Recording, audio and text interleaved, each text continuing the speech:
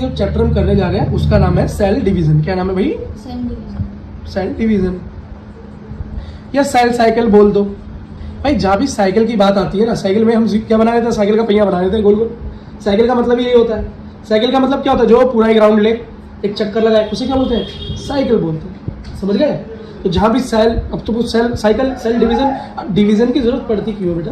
क्योंकि एक बात बताओ, हम जब छोटे से बच्चे थे, आज इतने बड़े हो गए और थोड़े और बड़े हो जाएंगे, है ना? अब ये कैसे बढ़ रहे हैं हम? क्योंकि हमारी जो सेल है वो बढ़ रही है, उसमें ग्रोथ हो रही है, उसमें डिवीजन हो रहा है, तभी तो बेटा यहाँ से यहाँ तक पहुँच गए। एक पेड़ था छोटा सा, छोटू छोटू पेड़ था, वो बड़ा हो गया। देखो कैसे हो गया? सेल डिवाइड हो रही है। क्या हो रही है? सेल डिवाइड हो रही है। चलो बेटा डस्टर मारो जरा इसमें, देखो। ठीक है बेटा, तो यही है सेल डिवीजन और सेल साइकिल। अब एक पैटर्न फॉलो करती है सेल, ऐसे ही काम नहीं हो जाता। एक पैटर्न फॉलो करती है सेल, समझ गए? तो पैटर्न क्या है, उस पैटर्न के बारे में पढ़ना है, और वो होता कैसे बस वही समझना है। यही है ये चैप्टर। बेटा देखो पैटर्न नंबर 1 है माइटोसिस। क्या है बेटा? माइटोसिस में जो एक सेल होती है, एक कोशिका होती है, वो 2 में कन्वर्ट हो जाती है, वो 2 बन जाती है। एक से क्या बन जाती है? 2 बन जाती है। एक का दो, एक का दो। समझ में आया? अच्छा बेटा, अब इसके अंदर एक चीज समझो कि एक होती है बेटा प्लोइडी लेवल। क्या होती है? प्लोइडी। ये प्लोइडी क्या होती है बेटा? 2n का क्या मतलब है? 2n का ये मतलब है कि कोई सेल जिसके अंदर फादर और मदर दोनों का डीएनए मौजूद हो, तो डबल स्ट्रैंड। ठीक है, यहाँ से डबल हमारे क्रोमोसोम की वजह से हम इसे 2n बोलते हैं। हमारे ज्यादातर सेल कैसे हैं? 2n है, और इसी को बेटा हम डिप्लोन्टिक भी बोल देते हैं। क्या? या डिप्लोइड सेल बोल देते हैं। क्या बोल देते हैं? डिप्लोइड सेल बोल देते हैं। तो ये माइटोसिस ऐसी फोटोकॉपी का काम करता है कि 2n होगा तो 2n का 2n ही बना डालेगा। हाँ, सेम टू सेम, मतलब प्लोइडी लेवल में कोई चेंज नहीं होगा। जितना डीएनए यहाँ पर उतना ही डीएनए, उतनी इन्फॉर्मेशन यहाँ पर भी पहुंचा देता है। Same to same copy. ठीक है, अगर मानो यहाँ पर ये हैप्लॉइड होता है सेल, अभी आप बोलोगे हैप्लॉइड क्या है बेटा? Single ploidy. सिंगल एक ही स्टैंड डीएनए का बचा हो, या तो मम्मी का या पापा का। ऐसा कब होता है? जब बेटा, नमस्ते बेटा, जब बेटा स्पर्म सेल्स बनते हैं। क्या? स्पर्म्स। या लड़कियों के अंदर क्या बनता है? ओवम। वो बेटा कैसी सेल होती है? वो होती है हमारी जर्मिनेटिंग सेल्स, हमारी रिप्रोडक्टिव सेल्स। वो सेल्स क्यों बेटा सिंगल प्लोइडी क्यों होती है? एक ही डीएनए क्यों होता है उनके अंदर? एक स्ट्रैंड क्यों होता है? हाफ इन्फॉर्मेशन क्यों होती है? क्योंकि बेटा स्पर्म जाके ओवम से मिक्स हो जाता है, फिर उसका एक स्ट्रैंड दूसरा स्ट्रैंड, दोनों मिलकर बन जाते हैं प्रॉपर नया डीएनए, रिकॉम्बिनेंट डीएनए। बढ़िया अलग अलग नए नए फीचर मिलते हैं उसमें। बच्चा कैसा होता है? मम्मी पापा दोनों के गुण लेके पैदा होता है। ठीक है, लेकिन अगर कोई हैप्लॉइडी सेल है, अगर उसमें माइटोसिस हो रही है, तो क्या होगी बेटा? उसकी प्लोइडी वही रहेगी। पर ऐसा केस आपको देखने को बहुत ही कम मिलेगा, पर मिलेगा जरूर। ठीक है, अब बेटा तो इतनी बात समझ में आ गई। ये है जी पहला स्टेप। एक होती है बेटा म्यूसिस। म्यूसिस में क्या होता है? म्यूसिस में एक की बनती है 4 सेल। एक सेल की क्या बन जाएंगी? 4। वहां माइटोसिस में एक की बन रही थी 2। ठीक है, अब एक बात याद रखना बेटा, यहाँ पर अगर हमारा डिप्लॉइड सेल है तो यहाँ पर जो लास्ट में ये 4 बनेंगे ये सब हैप्लॉइड होंगे। यहाँ पर ये क्या करता है? फोटोकॉपी तो करता ही करता है, लेकिन साथ में क्या कर देता है? हाफ इन्फॉर्मेशन पहुंचा देता है। तो बेटा ये कहाँ पर होंगी? ये जो डिवीजन होती है ये किस चीज के लिए होती है? Meiosis division. ये म्यूसिस डिवीजन होती है बेटा स्पर्म या ओवम बनाने के लिए होती है, क्योंकि सिंगल प्लॉइडी तो वही चाहिए होती है, बाकी सब में तो डबल प्लॉइडी चाहिए होती है। ठीक है, तो म्यूसिस समझ में आ गया। 1 के 4, लेकिन यहाँ पर क्या हो जाएगा? यहाँ पर प्लॉइडी लेवल हाफ हो जाएगा। इतनी बात समझ में आ गई। अब बेटा इसके बाद हमें एक चीज़ और देखनी चाहिए, हमें कुछ और समझने की जरूरत है। इसके लिए बेटा हमें पिछले चैप्टर में डाइव मारनी पड़ेगी। थोड़ा सा बेटा वीडियो लेंथी हो सकता है, लेकिन प्यार से देखोगे तो एक ही बार देखना पड़ेगा और बाद में कोई वीडियो नहीं देखना पड़ेगा। ऐसा नहीं होगा डाउट क्लियर करने के लिए 10 जगह भाग रहे हो। एक बारी में काम हो जाएगा। क्रोमोसोम का स्ट्रक्चर देखना पड़ेगा।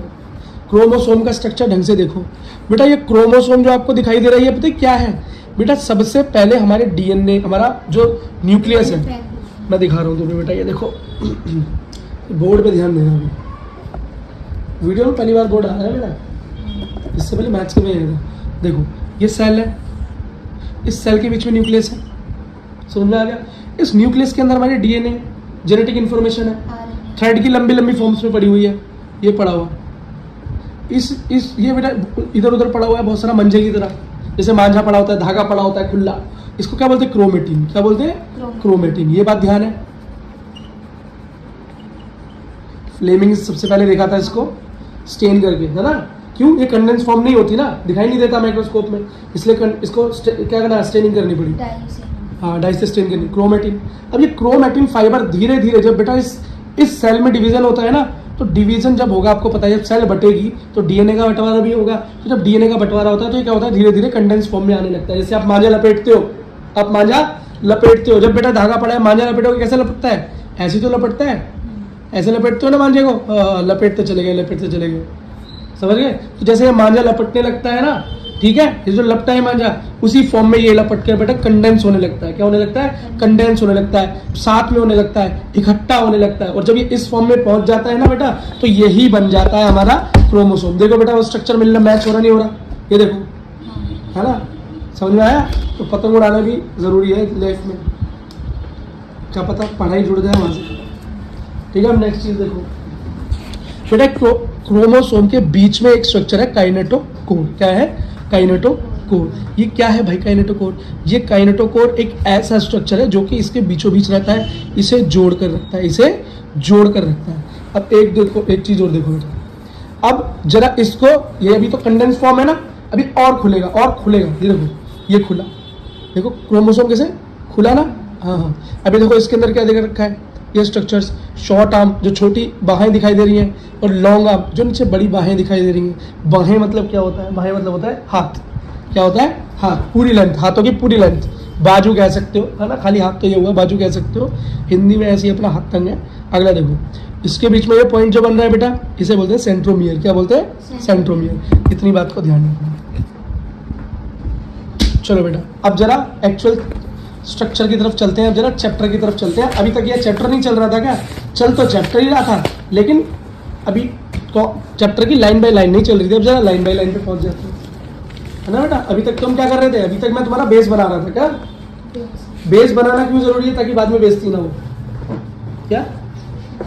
बाद में बेइज्जती नहीं होगी, जिसका बेस बढ़िया होगा, इसलिए बेस बनाओ, ठीक है? बेबी को बेस पसंद है। देखो बेटा, ये एक सेल का साइकिल है। क्या है? सेल का साइकिल है बेटा। सेल साइकिल दो तरीके से होती है। अब एक बात बताओ बेटा, एक सेल है, इस सेल में क्या क्या चीजें हैं? अंदर जेनेटिक मटेरियल डीएनए है, हाँ, और बाहर क्या है? पूरा साइटोप्लाज्म है। सबसे पहले क्या होता है कि सेल का बेटा न्यूक्लियस डिवाइड होता है, एक न्यूक्लियस दो बन जाता है, और फिर उसके बाद बेटा सेल डिवाइड होकर दो नई सेल बन जाती हैं। ये है तरीका, अमीबा वाला स्ट्रक्चर याद होगा तुम्हें तो बेटा जब ये हमारा न्यूक्लियस डिवाइड होता है, इस न्यूक्लियस को बेटा लैटिन शब्द में क्या बोलते हैं? कैरियोन। क्या बोलते हैं? कैरियोन। तो काइनेसिस होती है, काइनेसिस का मतलब होता है टूटना, तो कैरियोकाइनेसिस हो जाती है, मतलब न्यूक्लियस टूट जाता है। फिर उसके बाद जब साइटोप्लाज्म टूटता है, अलग अलग हो जाता है, उसको साइटोकाइनेसिस बोल देते हैं। बात समझ में आ गई बेटा? अब एक सेल डिवीजन देखी गई कि सेल किस तरीके से डिवाइड होता है।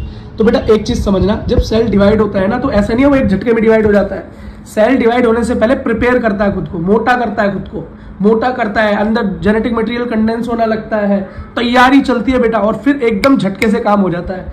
ये देखो, इसी तरीके को हमने देखा, एक जगह लगाई एम फेज, मतलब एक ऐसा फेज जिसके अंदर सेल क्या करेगा? डिवाइड करेगा। क्या करेगा?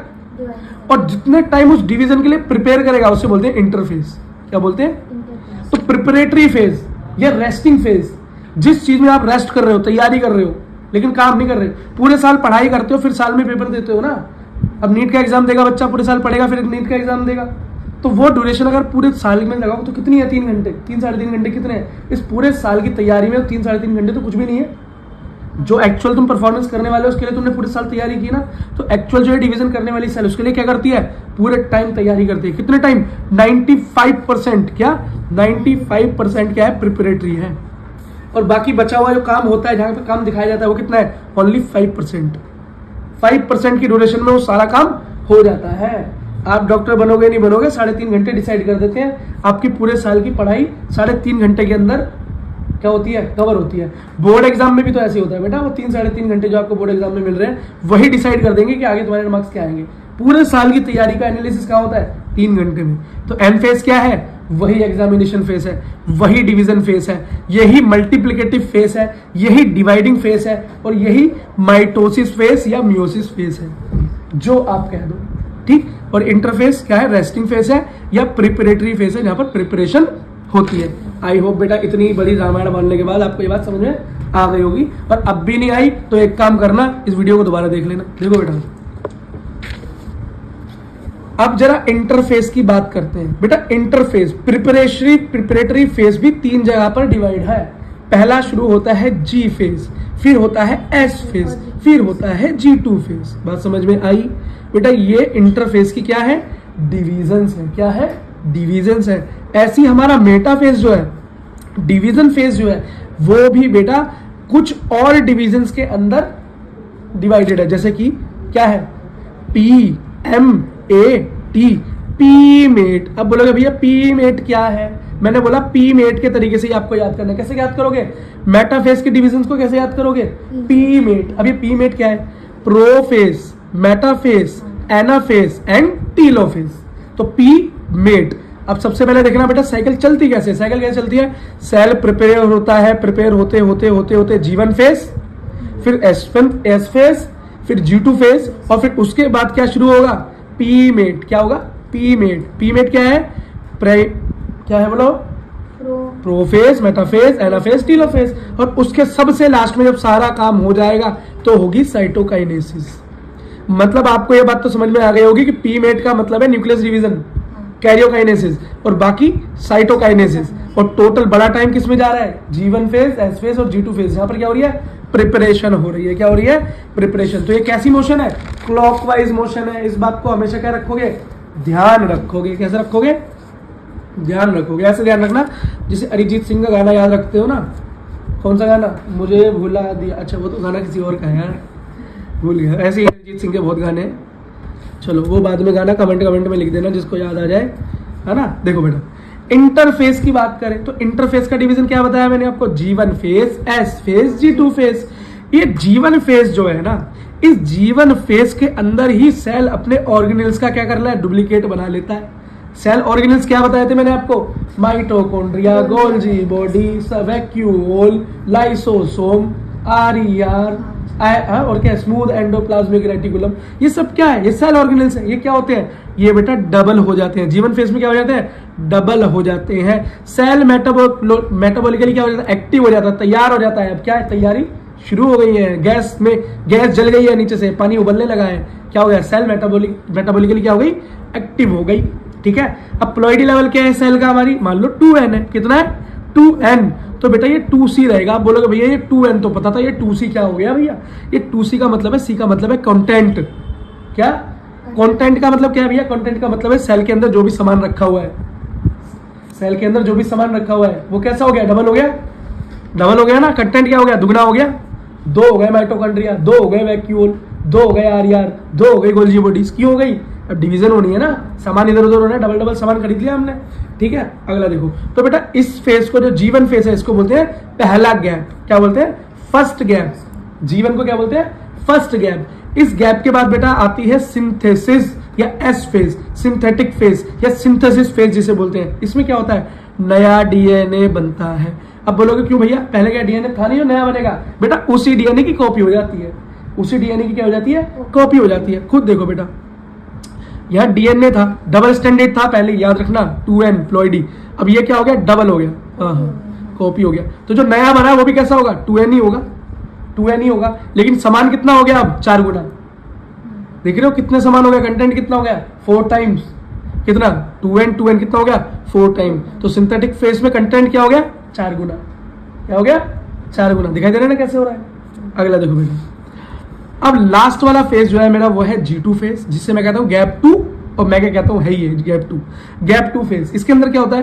प्रोटीन बनती हैं। सेल साइज में मोटा होता है, बड़ा होता है। बकरा कटने से पहले क्या होता है? खिलाया पिलाकर मोटा करते हैं। और ठीक है। और जो वेजिटेरियन बच्चे हैं वो समझो कि बेटा पहले तैयारी होती है, पहले वो मोटा होगा। यार सामान डबल हो गया ना, तो सेल तो बड़ी हो ही जाएगी, तभी तो डिवाइड होगी, है ना। अमीबा को याद करो। अमीबा क्या करता है? पहले बड़ा होता है, साइज बड़ा करता है, फिर न्यूक्लियस डबल करता है, और फिर खुद डिवाइड हो जाता है। बेटा न्यूक्लियस बहुत बढ़िया एग्जांपल है अमीबा, है ना। सेल डिवीजन देखनी हो तो। अब सेल ग्रो होगी, प्रोटीन बनेगी और कंटिन्यूअसली ये काम होता रहेगा। कब तक? जब तक हम एम फेज में नहीं पहुंचते, ठीक है। और यहाँ पे बेटा कंटेंट उतना ही रहेगा, कंटेंट तो बढ़ नहीं रहा, सिर्फ सेल बड़ी हुई है और प्लॉइडी 2n ही रहेगी। बात समझ में आ गई बेटा। एक ऐसा भी फेस होता है क्योंकि कुछ बेटा ऐसी सेल्स हैं, कुछ ऐसी जो बेटा डिवीजन दिखाती नहीं, उन्हें डबल डबल होना ही नहीं है। वो क्या कहती है, हम जैसे हैं हमें वैसे ही रहने दिया जाए, हम नहीं डिवाइड होंगे। तो वो कहाँ जाते हैं? ना वो G1 में जाते हैं, ना वो G2 में जाते हैं, ना वो S फेज में जाते हैं, वो जाते हैं G0 फेज में, G0 फेज में, G0 फेज में। G0 फेज क्या है भैया? एक ऐसा फेज है जिसे हम क्वोशंट फेज स्टेज बोलते हैं। क्वोशंट स्टेज का मतलब है जहां पर कुछ डिवीजन टेक प्लेस नहीं करती। एग्जांपल क्या है? हार्ट सेल्स और neuron. Heart cells and neuron. Cell क्या हो जाती है? मेटाबॉलिकली एक्टिव रहती है, तो भैया इनका डिवीजन नहीं होता? नहीं, इनकी सेल डिवाइड नहीं करती फर्दर, एक बार खत्म तो खत्म, ठीक है। अगला देखो, अब बेटा कुछ प्लांट्स के अंदर भी ऐसी सेल है, जैसे प्राइमरी परमानेंट टिश्यू। कैसा permanent tissue? Primary permanent tissue. ये जाकर बेटा रुक जाती है, एक बार इनकी डिवीजन रुक जाती है, लेकिन ये ऐसा नहीं कि कभी डिवाइड नहीं कर सकते, कभी ये कर भी सकते हैं। तो प्लांट के केस में ये भी है, लेकिन बेटा एनिमल सेल के कंटेंट में हार्ट सेल को आप कार्डियक सेल भी बोल सकते हो, है ना, ठीक है। ये जो चैप्टर हम करने जा रहे हैं उसका नाम है सेल डिवीजन। क्या नाम है भाई? Cell division. सेल डिवीजन या सेल साइकिल बोल दो। भाई जहाँ भी साइकिल की बात आती है ना, साइकिल में हम क्या बना लेते हैं? साइकिल का पहिया बना लेते हैं गोल गोल। साइकिल का मतलब यही होता है। साइकिल का मतलब क्या होता है? जो पूरा एक राउंड ले, एक चक्कर लगाए, उसे क्या बोलते हैं? साइकिल बोलते हैं। समझ गए? तो जहाँ भी सेल, अब तो वो सेल साइकिल, सेल डिवीजन की जरूरत पड़ती क्यों है बेटा? क्योंकि एक बात बताओ, हम जब छोटे से बच्चे थे, आज इतने बड़े हो गए और थोड़े और बड़े हो जाएंगे, है ना। अब ये कैसे बढ़ रहे हैं हम? क्योंकि हमारी जो सेल है वो बढ़ रही है, उसमें ग्रोथ हो रही है, उसमें डिवीजन हो रहा है, तभी तो बेटा यहाँ से यहाँ तक पहुँच गए। एक पेड़ था छोटा सा, छोटू पेड़ था, वो बड़ा हो गया। देखो कैसे हो गया? सेल डिवाइड हो रही है। क्या हो रही है? सेल डिवाइड हो रही है। चलो बेटा डस्टर मारो जरा इसमें, देखो, ठीक है बेटा। तो यही है सेल डिवीजन और सेल साइकिल। अब एक पैटर्न फॉलो करती है सेल, ऐसे ही काम नहीं हो जाता, एक पैटर्न फॉलो करती है सेल, समझ गए। तो पैटर्न क्या है, उस पैटर्न के बारे में पढ़ना है, और वो होता कैसे बस वही समझना है। यही है ये चैप्टर बेटा। देखो पैटर्न नंबर 1 है माइटोसिस। क्या है बेटा? माइटोसिस में जो एक सेल होती है, एक कोशिका होती है, वो 2 में कन्वर्ट हो जाती है, वो 2 बन जाती है। एक से क्या बन जाती है? 2 बन जाती है। एक का दो, समझ में आया? अच्छा बेटा, अब इसके अंदर एक चीज समझो कि एक होती है बेटा प्लॉइडी लेवल। क्या होती है? प्लॉइडी। ये प्लॉइडी क्या होती है बेटा? 2n का क्या मतलब है? 2n का ये मतलब है कि कोई सेल जिसके अंदर फादर और मदर दोनों का डीएनए मौजूद हो, तो डबल स्ट्रैंड, ठीक है। यहाँ से डबल हमारे क्रोमोसोम की वजह से हम इसे 2n बोलते हैं। हमारे ज्यादातर सेल कैसे है? 2n है, और इसी को बेटा हम डिप्लोन्टिक भी बोल देते हैं। क्या? या डिप्लोइड सेल बोल देते हैं। क्या बोल देते हैं? डिप्लोइड सेल बोल देते हैं। तो ये माइटोसिस ऐसी फोटोकॉपी का काम करता है कि 2n होगा तो 2n का 2n ही बना डालेगा।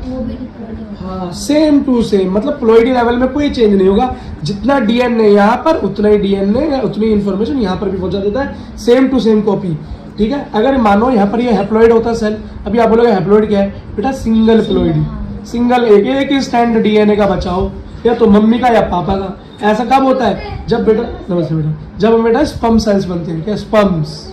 या लड़कियों के अंदर क्या बनता है? ओवम।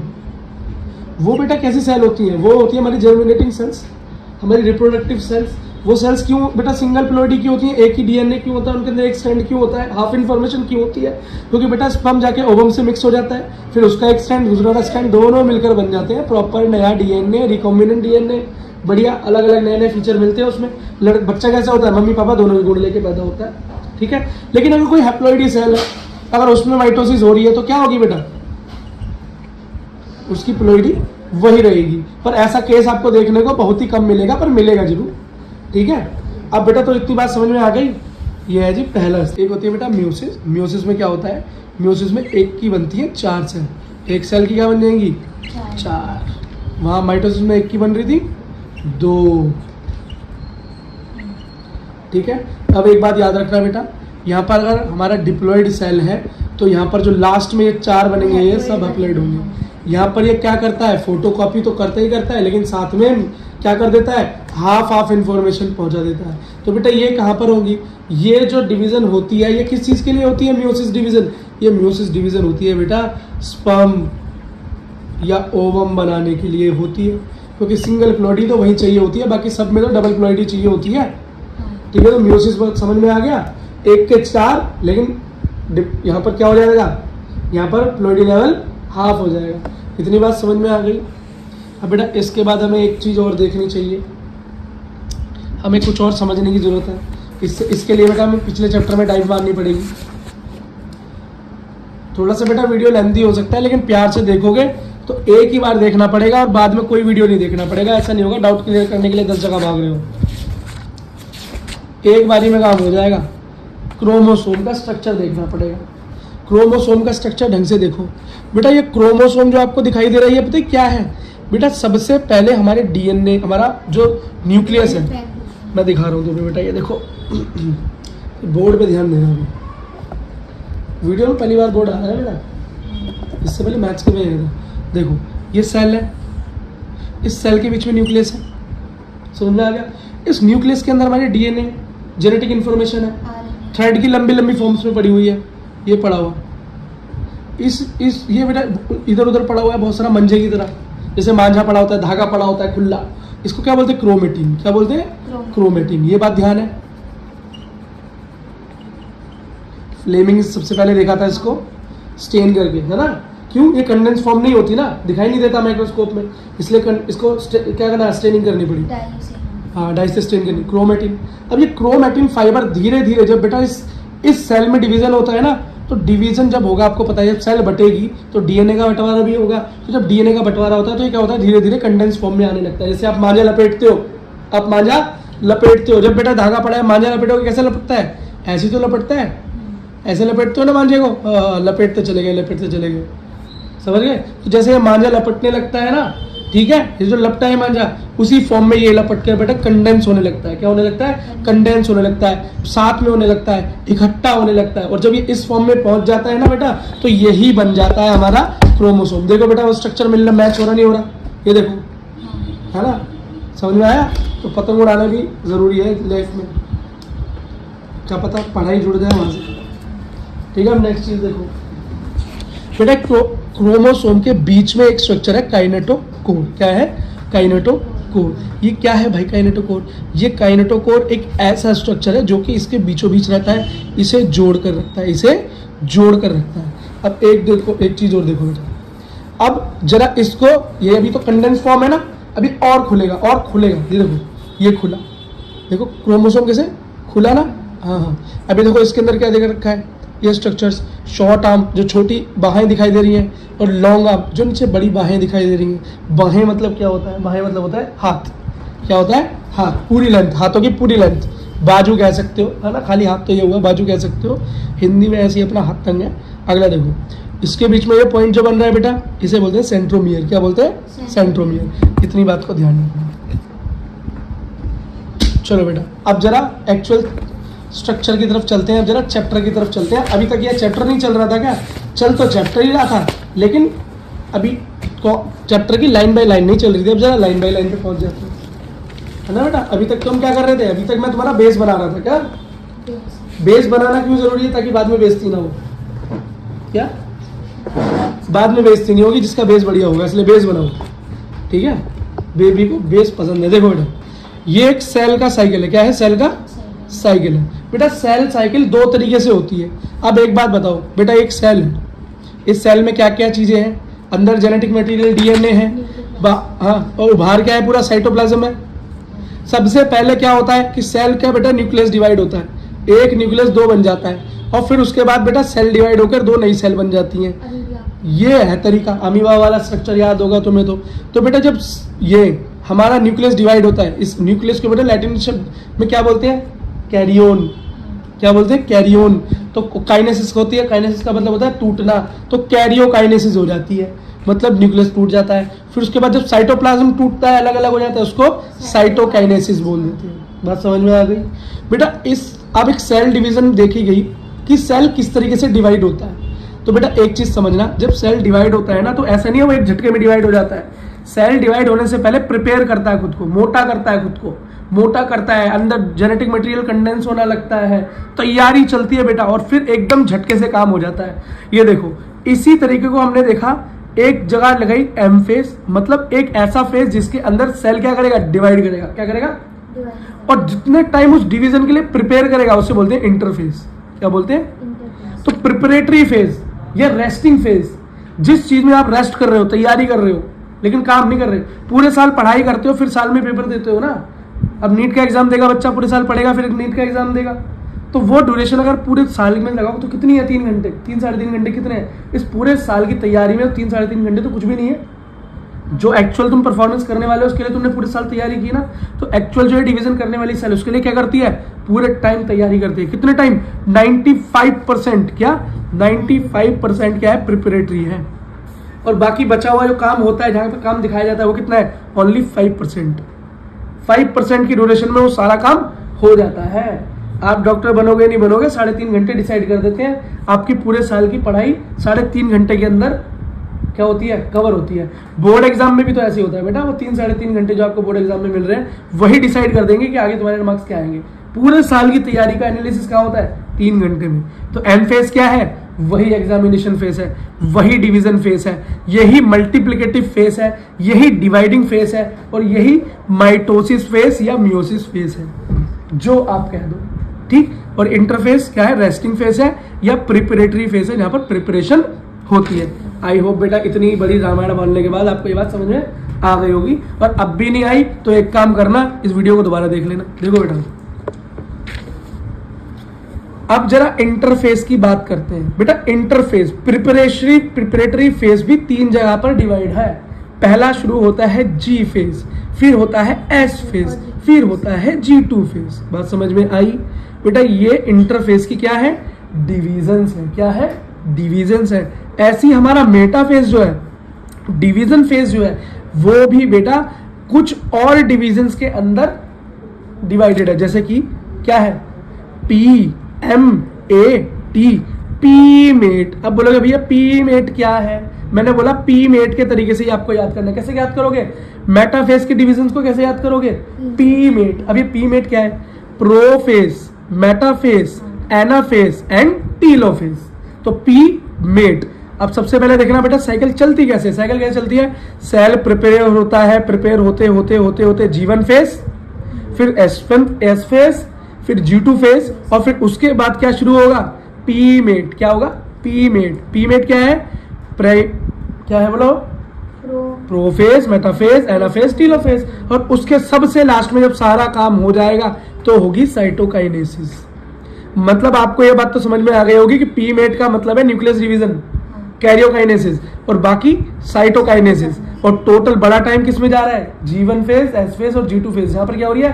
प्रिपरेशन हो रही है। क्या हो रही है? प्रिपरेशन। तो ये कैसी मोशन है? क्लॉकवाइज मोशन है। इस बात को हमेशा क्या रखोगे? ध्यान रखोगे। कैसे रखोगे? ध्यान रखोगे। ऐसे ध्यान रखना जैसे अरिजीत सिंह का गाना याद रखते हो ना।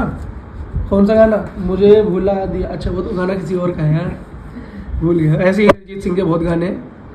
चलो वो बाद में गाना कमेंट में लिख देना जिसको याद आ जाए, है ना। देखो बेटा इंटरफेस की बात करें तो इंटरफेस का डिवीजन क्या बताया मैंने आपको? G1 phase, S phase, G2 phase.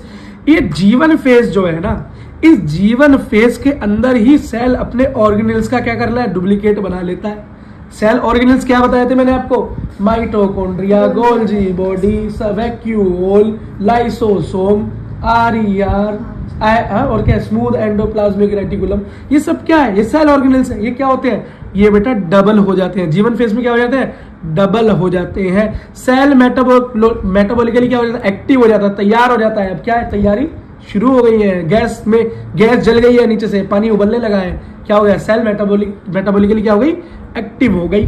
ठीक है। अब प्लॉइडी लेवल क्या है सेल का? हमारी मान लो 2n है। कितना है? 2n। तो बेटा ये 2C रहेगा। आप बोलोगे भैया ये 2N तो पता था, ये 2C क्या हो गया भैया?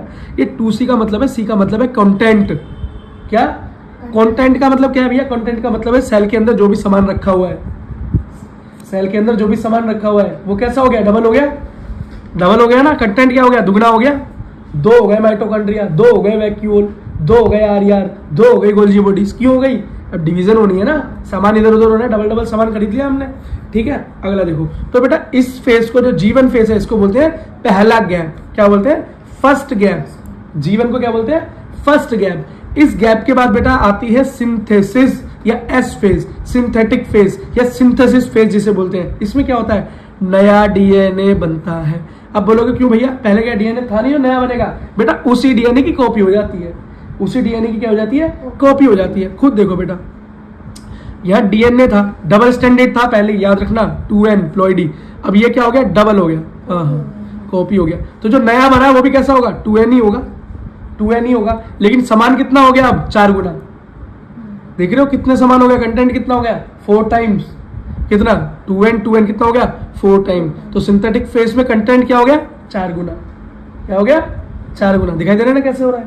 अगला देखो बेटा, अब लास्ट वाला फेज जो है मेरा वो है G2 फेज, जिसे मैं कहता हूं गैप 2, और मैं क्या कहता हूं? है ये गैप 2। गैप 2 फेज, इसके अंदर क्या होता है? प्रोटीन बनती हैं, सेल साइज में मोटा होता है, बड़ा होता है। बकरा कटने से पहले क्या होता है? खिलाया पिलाकर मोटा करते हैं। और ठीक है, और जो वेजिटेरियन बच्चे हैं वो समझो कि बेटा पहले तैयारी होती है, पहले वो मोटा होगा। यार सामान डबल हो गया ना, तो सेल तो बड़ी हो ही जाएगी, तभी तो डिवाइड होगी, है ना। अमीबा को याद करो, अमीबा क्या करता है? पहले बड़ा होता है, साइज बड़ा करता है, फिर न्यूक्लियस डबल करता है और फिर खुद डिवाइड हो जाता है। बेटा न्यूक्लियस बहुत बढ़िया एग्जांपल है अमीबा, है ना। सेल डिवीजन देखनी हो तो अब सेल ग्रो होगी, प्रोटीन बनेगी और कंटिन्यूअसली ये काम होता रहेगा। कब तक? जब तक हम एम फेज में नहीं पहुंचते। ठीक है, और यहाँ पे बेटा कंटेंट उतना ही रहेगा, कंटेंट तो बढ़ नहीं रहा, सिर्फ सेल बड़ी हुई है और प्लॉइडी 2N ही रहेगी। बात समझ में आ गई? बेटा एक ऐसा भी फेज होता है क्योंकि कुछ बेटा ऐसी सेल्स हैं, कुछ ऐसी जो बेटा डिवीजन दिखाती नहीं, उन्हें डबल डबल होना ही नहीं है। वो क्या कहती है? हम जैसे हैं हमें वैसे ही रहने दिया जाए, हम नहीं डिवाइड होंगे।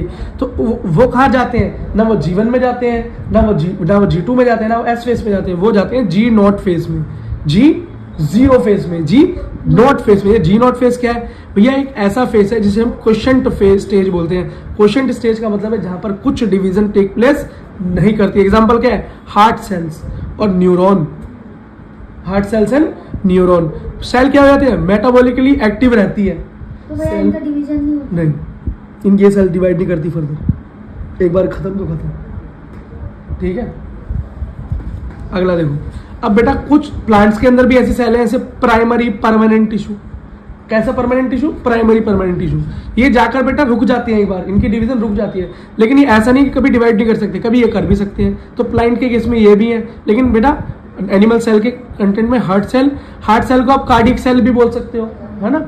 ठीक है बेटा, अब देखो बेटा एम फेज 2 फेजेस में डिवाइडेड है। इसी को मल्टीप्लिकेटिव फेज बोलते हैं। इसी के अंदर बेटा क्या होती है? सारी की सारी डिवीजन होती है। और मेन पोर्शन इसका क्या है? कैरियोकाइनेसिस। मेन पोर्शन इसका क्या है? Nuclear division. कैरियो मतलब न्यूक्लियस, काइनेसिस मतलब डिवीजन। और बेटा छोटा पार्ट है इसका साइटोकाइनेसिस, मतलब साइटोप्लाज्म का डिवीजन। तो बेटा मेन पार्ट की तरफ बढ़ते हैं, फिर जरा साइटोप्लाज्म की तरफ जाएंगे। कैरियोकाइनेसिस जिसे हम न्यूक्लियर डिवीजन बोलते हैं, वो 2 तरीके का होता है। एक होता है माइटोसिस और एक होता है म्यूसिस। माइटोसिस का मतलब है जब बेटा एक सेल 2 बन जाए, और म्यूसिस में एक सेल 4 सेल में डिवाइड हो जाए। लेकिन एक बात याद रखना कि प्लॉइडी बदल जाती है। माइटोसिस में 2N प्लॉइडी या डिप्लॉइड सेल डिप्लॉइड ही रहता है, वही का वही रहता है, सेम फोटोकॉपी। लेकिन म्यूसिस के अंदर प्लॉइडी बदल जाती है, 2N का होगा तो बेटा सिंगल N प्लॉइडी मिलेगी। फिर आप बोलोगे अच्छा भैया अगर सिंगल N में म्यूसिस कर दे हैप्लॉइड सेल में तो फिर तो यहाँ आधा N हो जाएगा। तो मैं आपको बता दूं आधे N जैसा कुछ भी नहीं होता। आधे N जैसा हाफ प्लॉइडी कभी नहीं होती, कभी होगी भी नहीं।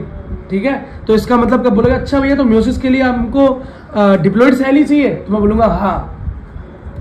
ठीक है, बस बात कर रहा हूँ। अब जरा माइटोसिस के बारे में पढ़ते हैं। किसके बारे में पढ़ते हैं बेटा? माइटोसिस के बारे में। अब बेटा माइटोसिस देखिए, जो माइटोसिस है वो कितनी जगह डिवाइडेड है? 4 जगह डिवाइडेड है, 4 फेजेस में डिवाइडेड है, 4 सब फेजेस में डिवाइडेड है, ऐसा बोल सकते हो। पहला फेज क्या है बेटा?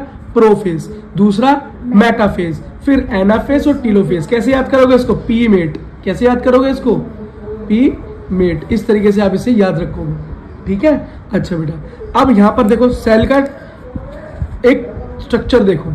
कहां पर? आपको पता है बेटा, जब पहला फेज होता है इंटरफेज, कैसे होता है? G1, फिर होता है S फेज और फिर होता है G2 फेज। बेटा G1 फेज के अंदर क्या होता है? DNA डबल हो जाता है, रेप्लिकेट हो जाता है, सेल मेटाबॉलिकली एक्टिव हो जाती है, डिवीजन होने के लिए क्या हो जाती है? तैयार हो जाती है, और सेल ऑर्गेनेल्स पे क्या हो जाते हैं? डबल हो जाते हैं। Mitochondria double, Golgi body double, lysosome double, ये सारी चीजें क्या हो जाती हैं? डबल हो जाती है। एस फेज में क्या होता है भाई? एस फेज में ये होता है, हाँ बेटा एक चीज गलत बता दी मैंने, डिवीजन यहां पर नहीं होता डीएनए का, सॉरी बेटा, यहां होता है एस फेज में, है ना। अरे हमें भी नशा हो गया भैया, सुबह 5 बजे जगने का। देखो तो एस फेज, सिंथेटिक फेज के अंदर क्या होता है? डीएनए कॉपी हो जाता है, रेप्लिकेट होकर डबल हो जाता है। बाकी जितनी चीजें हैं डबल बताइए वही डबल होती है, ठीक है। अगला क्या है? G2 phase. G2 फेज के अंदर सेल ग्रोथ होती है, सेल बड़ी होती है, सेल के अंदर प्रोटीन सिंथेसिस होता है, सेल का साइज बढ़ जाता है, ठीक। अब बेटा याद रखो, मैंने आपको सेल वाले जब आपको चैप्टर पढ़ाया था यूनिट ऑफ लाइफ, वहां पर आपको बेटा एक स्ट्रक्चर के बारे में बताया था। ये तो बीच में न्यूक्लियस है, ये आपकी सेल है, प्लाज्मा मेम्ब्रेन हो गई, अंदर न्यूक्लियर मेम्ब्रेन हो गई, ठीक है। यहाँ पर मैंने आपको दो आपको चीजें दिखाई दी, क्या है? सेंट्रियोल। क्या है? सेंट्रियोल के बारे में बताया था कि बेटा वो सेल डिवीजन में हेल्प करती है, स्पिंडल फाइबर की फॉर्मेशन करती है ना। तो अब आप देखना ये सेंट्रियोल किस तरीके से यहाँ पर काम करने वाले हैं। ये जो आपको सेंट्रियोल दिखाई दे रहे हैं, उसकी मैंने स्ट्रक्चर क्या बताई थी कि ये एक दूसरे के 90 डिग्री रहते हैं ना। तो ये सेंट्रियोल देखना बेटा, ये 90 डिग्री है ना, इसी तरह से स्ट्रक्चर बना रखा है मैंने। ये देखो एक दूसरे के 90 डिग्री, जिसको बेटा और इसके बारे में सुनना है। वैसे यहाँ पे तो इतना इनफ है कि सेंट्रियोल स्पिंडल फाइबर बनाता है और डिवीजन में मदद करता है, डिवीजन में मदद करता है। बाकी और ज्यादा डिटेल में पढ़ना है तो हमारी सेल वाली वीडियो देख लेना, या सेंट्रियोल एसवीपी इंस्टीट्यूट डाल देना, आपको मिल जाएगी, ठीक। ये देखो बीच में क्या पड़ा हुआ है, देखो बीच में क्या पड़ा हुआ है? क्रोमेटिन फाइबर पड़ा हुआ है, क्रोमेटिन फाइबर पड़ा हुआ है। कैसे पड़ा हुआ है? ऐसे लूजली पड़ा हुआ है, लूजली पड़ा हुआ है न्यूक्लियस के अंदर, ठीक है। अब यहां से G2 फेज से कहां एंटर होते हैं हम? पी मेट में एंटर होते हैं, प्रोफेज, मेटाफेज, एनाफेज और टीलोफेज में एंटर होते हैं, और इनसे निकलकर फिर लास्ट में क्या होती है? हमारी साइटोकाइनेसिस होती है। यहाँ पर मेरा न्यूक्लियस डिवाइड होता है, और न्यूक्लियस क्या डिवाइड होता है भैया? न्यूक्लियस के अंदर का जेनेटिक मटेरियल डिवाइड होता है। अब सबसे पहले हम क्या देते हैं? प्रोफेज के बारे में पढ़ते हैं। क्या पढ़ते हैं बेटा? प्रोफेज के बारे में पढ़ते हैं। बेटा हमें पढ़ना है प्रोफेज। क्या पढ़ना है? प्रोफेज। प्रोफेज क्या है? हमारा एम फेज का, मतलब माइटोसिस फेज का, डिवीजन फेज का सबसे पहला स्टेप है प्रोफेज। प्रोफेज में क्या होता है? प्रोफेज में ये होता है कि ये जो मेरे सेंट्रियोल है, क्या है? सेंट्रियोल है, ये धीरे धीरे पोल की तरफ मूव करने लगते हैं। पोल का है, इस जगह को पोल बोलते हैं, मतलब हमारी अर्थ के पोल क्या है? दोनों अलग अलग सेंटर, ये सेंटर की तरफ मूव करने लगते हैं सेंट्रियोल्स। जब ये यहाँ पर पहुंचते हैं और ये न्यूक्लियर की जो मेम्ब्रेन है, न्यूक्लियर मेम्ब्रेन, ये धीरे धीरे डिग्रेड होने लगती है। और जो हमारे जो बेटा अंदर क्रोमेटिन फाइबर पड़े हुए थे, अब देखो इधर उधर पड़े हुए थे, अब ये धीरे धीरे कंडेंस फॉर्म में सुलझने लगे हैं। क्या? धीरे धीरे सुलझने लगा हूं मैं, है ना, सुलझने लगे हैं। अब बेटा धीरे धीरे इसकी ये होती है स्टार्टिंग फेज। अब जब प्रो फेज एंड तक पहुंचता है, बिल्कुल एंड फेज पर पहुंच जाता है, तो वहां पर क्या कंडीशन आपको देखने को मिलती है कि हमारे सेंट्रियोल पोल पर पहुंच चुके हैं, वहां से कुछ धागे जैसी स्ट्रक्चर्स निकल रही हैं, जिसे क्या बोलते हैं? Spindle fibres. क्या बोलते हैं?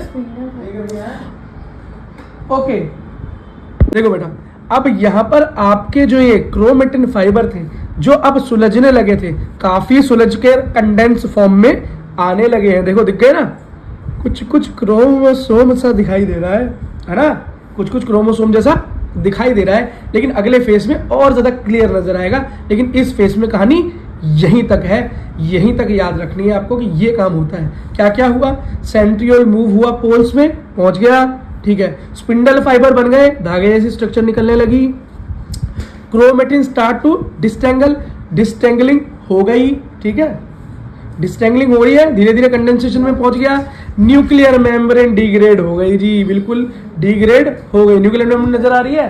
अब कुछ नहीं बचा हमारे बीच में बाकी, आओ मिल चले हम, ऐसा कुछ सीन हो गया यहाँ पे। पता नहीं कौन सा गाना बोल दिया मैंने। देखो अगला, देखो बेटा अगला बढ़ना है हमें मेटाफेज। अब बेटा नेक्स्ट स्टेप पे हमारा मेटाफेज। क्या है बेटा? मेटाफेज।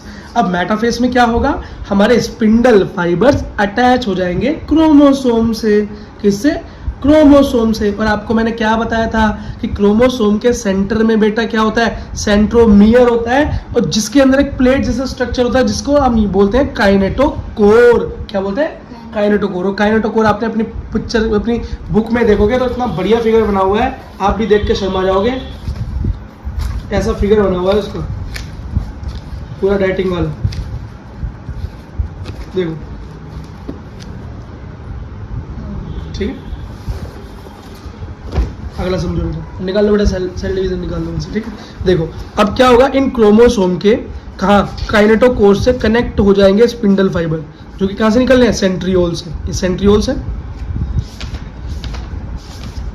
और अब क्या होगा बेटा, ये जितने भी इधर उधर हमारे क्रोमोसोम पड़े हुए हैं, इन सारे क्रोमोसोम को जब जोड़ लेगा अपने से, स्पिंडल फाइबर जोड़ लेगा, तो बेटा खींच के अलाइंड कर देगा। क्या कर देगा, अलाइंड कर देगा, बिल्कुल एक सीधी लाइन में खींच कर लगा। ऐसा क्यों होता है बेटा, ऐसा इसलिए होता है क्योंकि ये समान दूरी, समान लंबाई के होते हैं स्पिंडल फाइबर, दोनों तरफ से पकड़ के क्या करते हैं, इसको खींचना चालू कर देते हैं। तो बेटा ये ना ये पूरे इधर जा पाते ना पूरे इधर, क्योंकि ये भी इतना लंबा, ये भी इतना लंबा, ये बीच में अटक जाते हैं।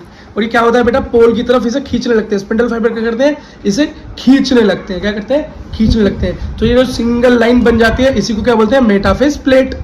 क्या बोलते हैं, मेटाफेज की प्लेट बन गई, ये बोलते हैं मेटाफेज। ठीक है बेटा, समझ में आया। तो मैंने क्या बताया, spindle fibre attach to chromosome, कहाँ, सेंट्रोमर्स से।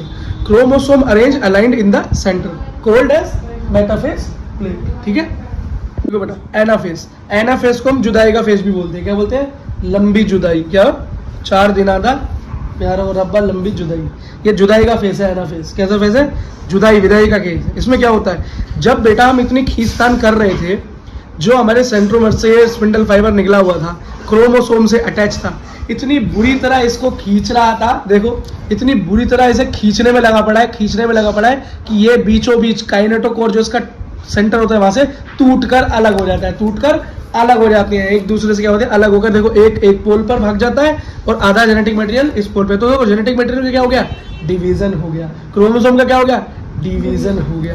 यही है एनाफेज, यही है मेरा जुदाई का फेज। ठीक है, स्प्लिटिंग ऑफ सेंट्रोमर्स। ठीक है, क्रोमोसोम टूट जाते हैं।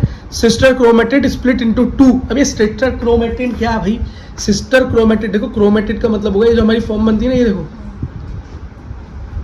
तो ये बीच में, तो ये जो दिखाई दे रही है ना 2, ये नीचे, इन्हें सिस्टर क्रोमेटिड बोल देते हैं। एक क्रोमेटिड, दोनों क्रोमेटिड आपस में जुड़ के इनको सिस्टर क्रोमेटिड बोल देते हैं, नीचे नीचे दिख रहे हैं। ठीक, अगला देखो, new centromere going to, now centromeres going toward the pole. अब सेंट्रोमर कहाँ जा रहे हैं, ये जो काइनेटोकोर किस तरफ जा रहे हैं, पोल की तरफ भागे जा रहे हैं। कहाँ, पोल की तरफ भागे जा रहे हो, यहीं पर अरेंज हो जाते हैं। अब बेटा नेक्स्ट पढ़ता है टीलोफेज।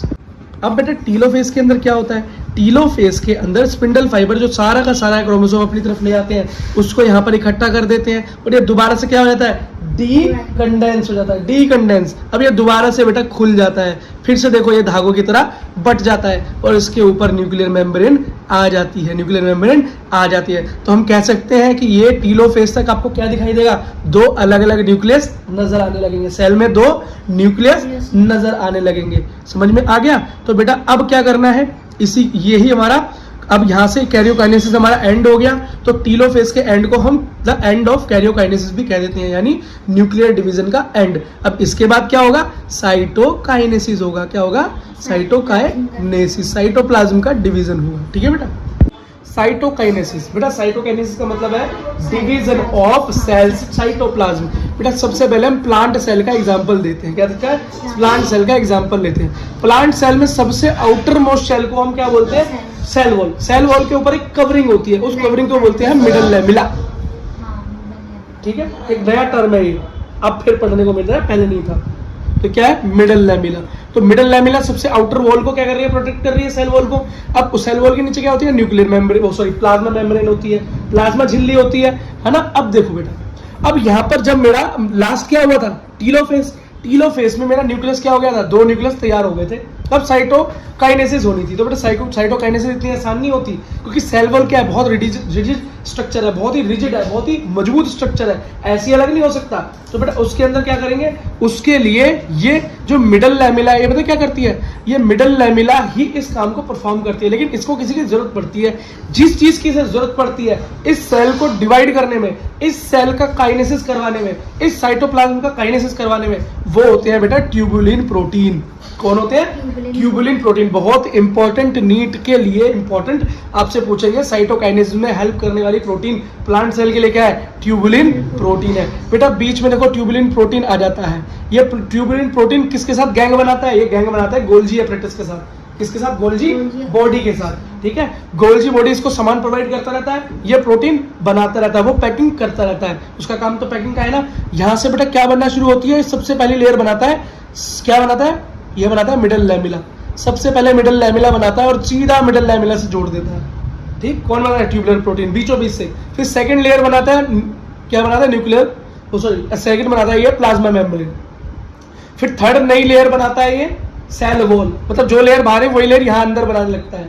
और लास्ट लेयर बनाता है न्यूक्लियर मेम्ब्रेन, और जो कि कंटिन्यूअस होती है इस तरीके से ऊपर की तरफ। ठीक है, ये देखो बन गई। और खुद देखो, अब इधर बेटा एक न्यूक्लियस अलग, यहाँ एक न्यूक्लियस अलग, इसका साइटोप्लाज्म अलग, इसका साइटोप्लाज्म अलग, और धीरे धीरे ये सारी चीजें आपस में मिल जाती हैं और ये दोनों सेल हटाक से अलग हो जाती हैं। और देखो इस सेल के पास भी क्या बन गया अपना? मिडल लैमेला ऐसे, सेल वॉल ऐसे, प्लाज्मा मेम्ब्रेन ऐसे, और न्यूक्लियर मेम्ब्रेन भी हो गई, बात खत्म, ऐसी नीचे। तो ये होता है बेटा तरीका, समझ गए?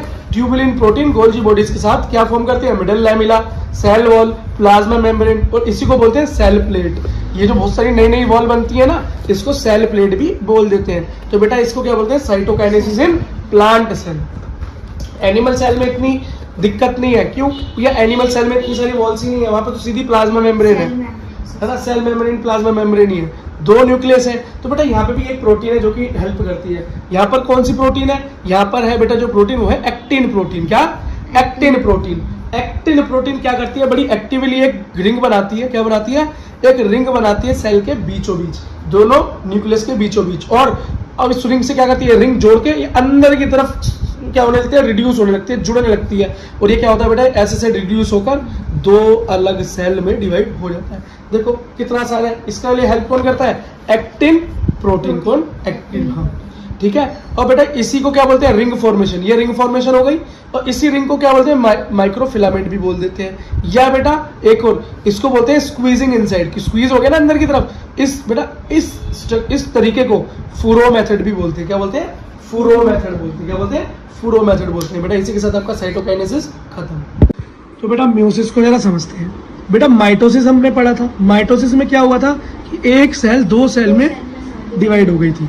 अगर बेटा वो 2n थी तो 2n की 2n ही रही, मतलब डिप्लॉइड का डिप्लॉइड ही रहा, प्लॉइडी में कोई चेंज। लेकिन म्यूसिस के अंदर ऐसा नहीं है। म्यूसिस में बेटा एक सेल 4 सेल्स में डिवाइड हो जाती है। एक, हाँ, और बेटा उसकी प्लॉइडी भी क्या हो जाती है? हाफ हो जाती है। ये समझ लो डीएनए क्या हो जाता है? हाफ होकर बट जाता है। ठीक, बेटा म्यूसिस जो होती है वो 2 स्टेप्स में होती है। पहला स्टेप होता है जब 1 से 2 सेल बनती है, पहले वाला केस को हम बोलते हैं म्यूसिस फर्स्ट। क्या बोलते हैं? इसके अंदर ये होता क्या है बेटा? इसके अंदर जब 1 से 2 सेल बनती हैं तो जो डीएनए होता है वो भी हाफ हो जाता है। डीएनए का सेग्रीगेशन हो जाता है। क्या हो जाता है? सेग्रीगेशन हो जाता है, डीएनए डबल हो जाता है। और बेटा नेक्स्ट जो होती है म्यूसिस 2। जो म्यूसिस 2 है उसको बेटा हम माइटोसिस भी कह सकते हैं, क्योंकि इसके अंदर क्या हो रहा है? एक की 2 कॉपी बन रही है। इस जो 2 बनी उनकी 2 और कॉपी बनी तो 4 हो गई। लेकिन जो एन था, जो हैप्लॉइड था, वो हैप्लॉइड का हैप्लॉइड ही बना। तो बेटा ये म्यूसिस सेकंड को हम माइटोसिस भी बोल सकते हैं। तो बेटा अभी हम जब आगे पढ़ेंगे तो हमें मेन कहाँ पर फोकस देना है, ध्यान देना है? म्यूसिस फर्स्ट पर, क्योंकि इसी के अंदर बेटा एक नई चीज हो रही है। क्या? जो माइटोसिस में नहीं हुई थी। क्या नई चीज हो रही है? माइटोसिस के अंदर बेटा डीएनए की डबल कॉपी हुई थी। डीएनए बढ़ गया, डबल हुआ, लेकिन डीएनए क्या हुआ? टूटा नहीं, सेग्रीगेशन नहीं हुई। यहाँ पर फर्स्ट स्टेप में क्या होगा? डीएनए का सेग्रीगेशन हो जाएगा। और सेकंड स्टेप तो फिर माइटोसिस ही है। फिर तो सिंगल स्ट्रैंड डीएनए है, कोई दिक्कत नहीं है। फिर तो बेटा सिर्फ उसकी कॉपी होनी है। तो जो माइटोसिस अच्छे से पढ़ के आए हुए हैं पहले, वो म्यूसिस सेकंड में टेंशन ना ले, पूरा ध्यान, पूरी शक्ति कहाँ लगाएंगे हम? अपनी म्यूसिस फर्स्ट पर लगाएंगे। ठीक है बेटा, ऐसा समझा दूंगा कि कभी नहीं भूलोगे। बेटा म्यूसिस फर्स्ट को हम रिडक्शनल डिवीजन भी कहते हैं। पूछो क्यों? क्योंकि बेटा इसके अंदर रिडक्शन हो गया ना, डबल डिप्लॉइड का हेप्लॉइड हो गया, तो क्या हो गया, रिडक्शन हो गया। समझ में आ गया, पोलैरिटी लेवल में क्या हो गया, रिडक्शन हो गया। तो इसे हम रिडक्शन डिवीजन भी कह देते हैं। एक चीज और सुनो बेटा, राउंड 1 में क्या होता है, डीएनए का रेप्लिकेशन हो जाएगा, मतलब डीएनए रेप्लिकेट होगा, डीएनए डबल बढ़ जाएगा, आपका डीएनए सिंगल स्टैंड हो जाएगा। और सेकंड राउंड में तो वही भैया कैरियोकाइनेसिस, मतलब कैरियो मतलब न्यूक्लियस का डिवीजन, साइटोकाइनेसिस मतलब साइटोप्लाज्म का डिवीजन। और ये चीज बेटा इन स्टेप्स में फॉलो होगी। आओ थोड़ा आगे की तरफ चलते हैं, पर इस बात को ध्यान रखना कि पहले बार क्या हुआ, 1 से 2 सेल बनी फर्स्ट, और सेकंड में उनसे भी 2 से 3 सेल बनी। चलो बेटा, अब म्योसिस में मैंने आपको बताया 2 स्टेप होते हैं, meiosis first and meiosis second. First meiosis को हम रिडक्शनल म्योसिस भी बोलते हैं, क्योंकि वहाँ रिडक्शनल होता है, क्योंकि वहाँ पे प्लॉइडी चेंज हो जाती है। प्लॉइडी चेंज क्या होती है, आधी हो जाती है, डिप्लॉइड हैप्लॉइड सेल में कन्वर्ट हो जाता है। और सेकंड पार्ट में क्या होता है, माइटोसिस होती है, नॉर्मल माइटोसिस होती है, हैप्लॉइड का हैप्लॉइड सेल ही बन जाता है, 1 के 2 1 के 2 1 के 2, और टोटल देखें तो 1 के 4 हो जाते हैं लास्ट में। ठीक, अब बेटा म्योसिस फर्स्ट के बारे में पढ़ते हैं। म्योसिस फर्स्ट में बेटा वही प्रोसेसेस होते हैं जो प्रोसेसेस हम पढ़कर आए हैं।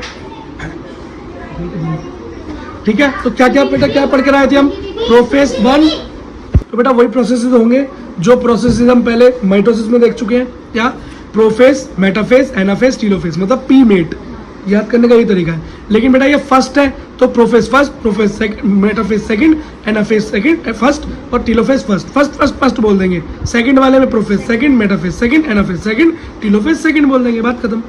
आओ बेटा जरा एक चीज पढ़ते हैं।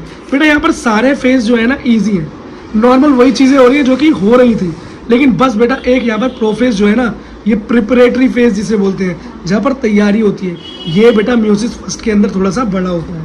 क्या होता है थोड़ा सा, क्योंकि यहाँ पर क्या होता है बेटा, डीए, हाँ बेटा यहाँ पर बड़ा काम होता है। ठीक है, यहाँ पर प्रोफेस में थोड़ा बड़ा काम होता है। देखो क्या बड़ा काम होता है बेटा, प्रोफेस भी यहाँ पर 5 अलग फेजेस में डिवाइडेड है, प्रोफेस भी यहाँ पर 5 छोटे फेजेस में डिवाइडेड है, जो क्या है, leptotene, zygotene, pachytene, diplotene and diakinesis. अब बेटा ये आपको याद कैसे रहेगा, तो इसे याद करने का तरीका है, लाओ जरा पैसे दे दो। क्या, लाओ जरा पैसे दे दो। कैसे याद करोगे, लाओ से लेप्टोटीन, जरा से जाइगोटीन, पैसे से पैकाइटीन, दे से डिप्लोटीन, और लास्ट में डाइकाइनेसिस। बट बेटा डाइकाइनेसिस ये अलग है, बाकी सब में टीन है। ठीक है भैया, और लाओ जरा पैसे दे दो से याद रखना, ला से ला, लेप्टोटीन, 3 याद रखना, जा से जाइगोटीन। बार बार बोलूंगा तो बच्चे बोलेंगे कहाँ अटका हुआ है, आगे बढ़ो। देखो बेटा, अब जरा शुरुआत की बात करते हैं। बेटा मैंने आपको बताया था कि एक रेस्टिंग फेज होता है सेल का, उस रेस्टिंग फेज के बाद बेटा ये डिवाइडिंग फेज आता है, चाहे माइटोसिस हो चाहे मियोसिस हो। अभी मियोसिस पढ़ रहे हैं तो बेटा इसके अंदर भी वो रेस्टिंग फेज होगा। तो फर्स्ट रेस्टिंग फेज क्या होता है, G1, फिर बेटा क्या होता है, एस सिंथेसिस फेज, और लास्ट होता है बेटा G2 फेज। सेम वही चीजें यहाँ पर होती है, जो G1 के अंदर हो रहा था, जो G2 के अंदर, जो S1 के अंदर S में हो रहा था, जो G2 के अंदर हो रहा था। अब यहाँ से बेटा हम म्योसिस के अंदर एंटर करते हैं, हम मतलब सेल कहाँ एंटर करती है, म्योसिस में एंटर करती है। ठीक है बेटा, अब एक चीज देखो, यहाँ पर कैसा सेल गया म्योसिस में, 2 एंड प्लॉइडी वाला डिप्लॉइड सेल गया। डिप्लॉइड सेल का मतलब इसके अंदर क्या है, 2 डीएनएज। अब 2 डीएनएज का मतलब है एक स्टैंड में डबल, तो कितने हो गए टोटल नंबर, 4। ठीक है, ये बेटा मेरा नॉर्मल सेल। यहाँ पर हमको अंदर क्या दिखाई दे रहा है, क्रोमेटिन फाइबर्स। कैसे हैं इस टाइम, इधर उधर पड़े हुए हैं, नॉर्मल पड़े हुए हैं, डीकंडेंस फॉर्म में, अनकॉइल्ड फॉर्म में। ठीक है, यही हमने वहाँ भी देखा था। नई चीज क्या हो रही है भैया, अब बताता हूँ।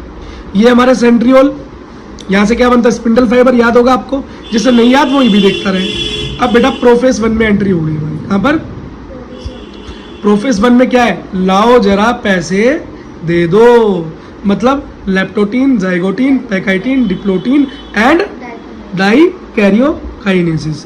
बस या डाइकैरियोन याद कर लेना नॉर्मल। देखो बेटा लिप्टोटीन में सबसे पहले क्या होता है बेटा, लिप्टोटीन में ये होता है कि ये जो क्रोमेटिड फाइबर, आपको क्रोमेटिन फाइबर दिखाई दे रहे हैं, डीकंडेंस फॉर्म में ये कंडेंस होने शुरू हो जाते हैं, सुलझना शुरू हो गए। क्या हो गए, सुलझना शुरू हो गए, और ये सेंट्रियोल धीरे धीरे पोल की तरफ मूव करने लगते हैं। ये बेटा पहला चित्र, पहली कंडीशन। यहाँ से कहाँ गए बेटा, जाइगोटीन में। ठीक है बेटा, कहाँ गए, जाइगोटीन में गए। अब यहाँ देखो जाइगोटीन में क्या हो रहा है, और बेटा ये हमारे सेंट्रियोल पोल की तरफ थोड़ा और मूव कर चुके हैं, ठीक है। और यहाँ पर क्या हुआ है कि अब बेटा यहाँ पर जो हमारे क्रोमेटिन फाइबर है अब कंडेंस फॉर्म में आने लगे हैं, देखो दिखने लगे ना अभी, लेकिन ये दिख रहा है सिंगल थ्रेड। ये कैसे दिखाई दे रहा है हमें, सिंगल धागा दिख रहा है ना, पर एक्चुअली क्या है, डबल धागा है। पर इस टाइम ये बेटा अभी ज्यादा कंडेंसेशन हुई नहीं, इसलिए मालूम नहीं पड़ रहा, ठीक है। ये है जाइगोटीन फेज, ठीक है बेटा। अगला क्या है, पेकाइटिन। क्या है बेटा, पेकाइटिन फेज। अब पेकाइटिन फेज में क्या होगा कि यहाँ पर बेटा क्रोमोसोम जो होंगे और कंडेंस फॉर्म में दिखाई दे रहे हैं। तो देखो यहाँ पर क्या हुआ, यहाँ पर बेटा अब आपको 2 थ्रेड्स नजर आने लगी, है ना, 2 थ्रेड्स नजर आने लगी। अब क्या हुआ, देखो 2 अलग अलग क्रोमोसोम है। यहाँ तो बेटा क्रोमोसोम फैला हुआ है ना, अब यहाँ क्रोमोसोम बन गया। अब आपको पता है बेटा हर कैरेक्टर का एक अपना क्रोमोसोम होता है, हर कैरेक्टर का अपना क्रोमोसोम होता है। अब क्या होगा, ये क्रोमोसोम्स बेटा आपस में रिकॉम्बिनेट करेंगे, जुड़ेंगे। क्या करेंगे, जुड़ेंगे। अलग अलग जो थे पहले कंडेंस हुए फॉर्म में है और अब जुड़ेंगे। इन्हें जोड़ने के लिए बेटा एक प्रोटीन बीच में आता है जिसे हम बोलते हैं रिकॉम्बिनेंट मॉड्यूल। अब ये रिकॉम्बिनेंट मॉड्यूल क्या करेगा, इन दोनों को आपस में जोड़ देगा। और ये बात कहाँ होगी, डिप्टोटीन में। कहाँ होगी बेटा, डिप्टोटीन में। अब डिप्टोटीन कंडीशन में क्या हुआ कि ये बेटा जुड़ गए, क्या जुड़ गए।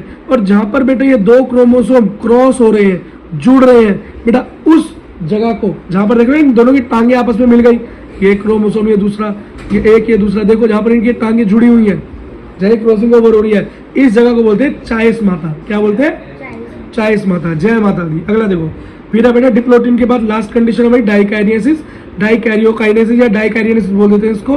बेटा इसके अंदर क्या होता है, इसके अंदर ये होता है कि अब बेटा पूरी तरीके से रिकॉम्बिनेशन होने के बाद अब बेटा आपके क्रोमोसोम अलग अलग हो गए, पूरे कंडेंस फॉर्म में है और बेटा स्पिंडल फाइबर्स बन चुके हैं, लेकिन अभी अटैच नहीं हुए, स्पिंडल फाइबर बन चुके हैं और आपकी न्यूक्लियर वॉल पूरी तरीके से खत्म हो चुकी है और आपके सेंट्रियोल्स भी पोल्स पर आ गए। अब थोड़ा इनके बारे में पढ़ ले। लेप्टोटीन में सुलझना शुरू हुआ क्रोमेटिन फाइबर का, ठीक है। हल्की हल्की बीड्स नजर आती हैं, मोती नजर आते हैं छोटे छोटे। तो ये बहुत बीड ऑन स्ट्रिंग फॉर्म भी बोल देते हैं इसको, बस बता रहा हूँ बेटा, ज्यादा कोई दिक्कत वाली बात नहीं है। अगला जाइगोटीन क्या होता है, साइनेप्सिस होता है। साइनेप्सिस का मतलब होता है जुड़ता है, ठीक है। पेयरिंग चलने चालू हो गई ना, देखो जुड़ना शुरू हो गए, लेकिन पूरी तरीके से जुड़ नहीं पाए। क्यों, अभी बेटा रिकॉम्बिनेंट मॉड्यूल आएगा जो इस काम को पूरा करवाएगा। वो कहाँ पर आया, वो आया बेटा नेक्स्ट कंडीशन में। लेकिन जाइगोटीन में एक चीज सुनो, जब ये जुड़ना शुरू होते हैं, जब ये जुड़ना शुरू होते हैं और आपस में जुड़ते हैं, ये जो मैंने थोड़ा सा ग्लू जैसे स्ट्रक्चर दिखाया, अभी जुड़े नहीं, जब जुड़ना सिर्फ शुरू हुए बेटा, इस कंडीशन को बोलते हैं साइनेप्टोनीमल कॉम्प्लेक्स। क्या बोलते हैं, साइनेप्टोनीमल कॉम्प्लेक्स। या ये जो प्रोटीन जो जोड़ रही है ना, इस प्रोटीन का नाम है ये साइनेप्टोनीमल कॉम्प्लेक्स। बेटा ये कैसा अपीयरेंस है, बाइवेलेंट, 2 आपस में जुड़े, बाई मतलब 2, इसे बाइवेलेंट वो भी बोलते हैं। तो बेटा अगर आपसे बोले pairing of homologous chromosome, homologous मतलब सेम कैरेक्टर वाले क्रोमोसोम कहां पर जुड़ते हुए नजर आते हैं, वो होता है जाइगोटीन में। बात समझ में आ गई। अगला देखो बेटा, देखो बेटा आप जरा एक चीज समझो। पेकाइटीन में क्या हुआ, मैंने बताया क्रॉसिंग ओवर चालू हो जाती है ना, रिकॉम्बिनेशन होना चालू हो जाता है, नॉन सिस्टर क्रोमेटिड्स के अंदर जुड़ना चालू हो जाते हैं, ऐसे करके एक्स बनती है, ठीक है। इस और बेटा जो काम करवाता है उसे रिकॉम्बिनेज बोलते हैं। जो एंजाइम रिकॉम्बिनेशन करवाता है उसे क्या बोलते हैं, रिकॉम्बिनेज। तो कोई पूछा रिकॉम्बिनेशन कहाँ होती है, आप बोलोगे पेकाइटीन में होती है। अब डिप्टोटीन में क्या होता है, होमोलोगस क्रोमोसोम सेपरेट होना चालू हो जाते हैं, लेकिन बेटा अभी भी कुछ चीज उनकी जुड़ी रह जाती है। तो जो अंग उनका जुड़ा रह जाता है उसको चाइस माता बोल देते हैं। ये कैसा दिखाई देता है, एक्स शेप। देखो एक्स जैसा लग रहा है ना, यहाँ एक्स शेप का स्ट्रक्चर है, यहीं पर क्रॉसिंग ओवर होती है, ठीक। अब भैया लास्ट है डाइकाइनेसिस। क्या है, डाइकाइनेसिस। डाइकाइनेसिस का सीधा सा मतलब चाइस माता यहाँ खत्म हो जाता है, ये क्रॉस वाली कंडीशन भी खत्म हो जाती है, पूरी तरीके से दूर हो जाते हैं, ठीक है। अब क्रोमोसोम पूरी तरीके से कंडेंस हो चुके हैं, नजर आ रहे हैं, इसको मियोटिक स्पिंडल भी बोल देते हैं उनको, ठीक। अगली चीज न्यूक्लियर एनवेलप पूरी तरीके से गायब, गोल्जी अपरेटस मतलब सेल ऑर्गेनेल्स भी पूरी तरीके से डिसॉल्व हो जाते हैं। बेटा हमें पढ़ना है मेटाफेज 1, एनाफेज 1, टीलोफेज 1, ठीक है। प्रोफेज के बाद हम यही पहुंचते हैं। बेटा प्रोफेज के बाद आपको क्या पता था कि चाइस माता खत्म हो चुकी थी, है ना, क्रोमोसोम पूरी तरह से कंडेंस हो चुके थे, ठीक है, हमारे स्पिंडल फाइबर बन चुके थे, ठीक है। ये हमारी फर्स्ट कंडीशन है। क्या है? हमारा मेटाफेज के अंदर एंट्री है कि स्पिंडल फाइबर्स का बन जाना। और अब स्पिंडल फाइबर कहाँ हो गए? क्या हो गया मेटाफेज 1 के अंदर? कनेक्ट हो गए काइनेटोकोर से। किससे? काइनेटोकोर से। काइनेटोकोर आई होप तुम्हें पता होगा बेटा, क्रोमोसोम पर 2 प्लेट्स इस तरह से होती हैं, उसे क्या बोलते हैं? काइनेटोकोर बोलते हैं, है ना। अगला देखो, नेक्स्ट है बेटा एनाफेज। एनाफेज के अंदर क्या होगा? ये स्पिंडल फाइबर खींचेंगे, स्पिंडल फाइबर इसे पोल की तरफ खींचेंगे, तो ये क्या हो गया? आप क्रोमोसोम्स देखो बेटा, अब यहाँ पर ये नहीं हुआ कि यहाँ पर बेटा कि क्रोमोसोम टूट कर गया, अलग अलग पूरा एक क्रोमोसोम इस तरफ और पूरा एक क्रोमोसोम इस तरफ चला गया, ठीक है। सेपरेशन हो गया, होमोलोगस क्रोमोसोम पेयर का क्या हो गया? सेपरेशन हो गया। और लास्ट टीलोफेज बेटा वही जो होना था कि जब ये इधर मूव हो गए तो ऊपर से न्यूक्लियर मेम्ब्रेन आ जाएगी और इनका डीकंडेंसेशन चालू हो जाएगा। लेकिन याद रखना यहाँ पर इतना तगड़ा कंडेंसेशन नहीं होगा, इतनी तगड़ी अनकॉइलिंग नहीं होगी कि क्रोमोसोम पूरी तरीके से डिसॉल्व हो जाएगा और पहली वाली जस्टिंग कंडीशन में चला जाएगा। नहीं बेटा, अभी तो इनको मियोसिस सेकंड में भी जाना है ना, इसलिए ये अभी थामा हाफ ही करते हैं, हाफ पार्शियल, ठीक है। तो स्पिंडल फाइबर खत्म हो गया, न्यूक्लियर मेम्ब्रेन दोबारा बन गई, पार्शियल डीकंडेंसेशन हुआ, पार्शियल, ठीक है, पूरी तरीके से नहीं हुआ, हाँ, क्योंकि आधा सेकंड में होगा, ठीक है। बस क्रोमोसोम हैपेंड, बात खत्म, ठीक है बेटा। अब हमें क्या पढ़नी है? साइटोकाइनेसिस। अब क्या हो गया भाई? जब 2 न्यूक्लियस बन गए, अब जो दोनों न्यूक्लियस थे उसके अंदर क्या हुआ? डेटा हाफ हो गया, डेटा हाफ हो गया। डबल एन था, अलग अलग होके क्या हो गया? डबल एन था ना, देखो ये दोनों मिलकर एन, ये दोनों मिलकर बना रहे थे ना पेयर, अब पेयर क्या हुआ? अलग हो गया, 2n से n हो गया, n हो गया, समझ में आ गया। लेकिन अभी भी ये 2n ही है, पूरा सेल देखो तो, क्यों? क्योंकि भैया अभी भी तो ये एक इधर है जोड़ा और एक इधर है, एक जोड़ा इधर है, इधर ही है, तो ये 2n का पूरा n कब बनेगा? जब भैया न्यूक्लियस को भी पूरी तरीके से सेल से अलग कर देंगे, साइटोकाइनेसिस कर देंगे, ठीक है। तो हम क्या बनाएंगे? 2 सेल बना देंगे, तो 2 सेलों को डायड ऑफ सेल बोल देंगे, डायड ऑफ सेल, डायड का मतलब है 2। पता नहीं क्यों नए नए फीचर लाके इसमें ठोकते रहते हैं बच्चों की मुश्किलें बढ़ाने के लिए, नॉर्मल बोल देते 2 सेल्स फॉर्म ठीक है। तो याद रखें डायड ऑफ सेल साइटोकाइनेसिस 1 में बन गया। अब यहाँ पर देखो बेटा, एक पेयर ये तैयार हुआ और एक सेल ये तैयार हुई और एक सेल ये तैयार हुई, जिसके अंदर सिंगल जोड़े हैं, है ना। तो ये क्या होगा? अब ये हो गया हमारा हैप्लॉइड सेल, बात खत्म। अब क्या होगा? अब कुछ नहीं होगा जी, इसके बाद एक प्रोसेस होगा जिसको बोलते हैं इंटरकाइनेसिस। क्या? इंटरकाइनेसिस। हाँ, ये इंटरकाइनेसिस क्या है भाई? एक शॉर्ट ड्यूरेशन के लिए, एक शॉर्ट ड्यूरेशन का बड़ा छोटा सा पीरियड का टाइम है। इसमें क्या होता है? डीएनए का कोई रिप्लिकेशन नहीं होता, क्या? कोई नहीं होता। बस ये सेंट्रोसोम जो होते हैं ना, ये एक ही रह गए ना यार, इस सेल में 2 थे, एक सेल में 2 ही होते हैं, जब अलग अलग हुए तो एक ही रह गए। तो अब इसके बाद क्या होगा? एक और बन जाएगा, एक और बन जाएगा। जरूरी है ना भाई, अभी मैं मियोसिस सेकंड भी करनी है ना, जो कि एक्चुअली माइटोसिस ही है, वो परफॉर्म करने के लिए दोनों चाहिए ना। दोबारा से स्पिंडल फाइबर बनेंगे, दोबारा से पकड़ेंगे, दोबारा से तोड़ेंगे, अलाइन करेंगे, तोड़ेंगे, न्यूक्लियस बनेगा अलग से, समझ गए। अभी इसके भी 2 होने हैं, लेकिन पेयर नहीं टूटेगा वहां तो ये बीच में से काइनेटोकोर से तोड़ देंगे, है ना। चलो बेटा शुरू करते हैं। बेटा मियोसिस सेकंड के अंदर हम एंटर हो गए हैं। मियोसिस सेकंड में जो हमारा सेल आया वो हैप्लॉइड सेल आया, क्योंकि बेटा प्लॉइडी घट चुकी है, ठीक है। अब यहाँ पर सिर्फ और सिर्फ कॉपी होनी है, एक सेल की 2 कॉपी हो जाएंगी। तो बेटा मियोसिस सेकंड को मैं क्या कह सकता हूँ? माइटोसिस भी कह सकता हूँ। और आप बोलोगे माइटोसिस तो भैया हम पढ़कर आए हैं। माइटोसिस में क्या होता है? जितनी भी प्लॉइडी का सेल आएगा उसकी एग्जैक्ट कॉपी बन जाएगी और प्लॉइडी लेवल में कोई भी कमी नहीं आएगी। और क्या तरीके फॉलो होते हैं? पी मेट, मतलब प्रोफेस, मेटाफेस, एनाफेस, टीलोफेस।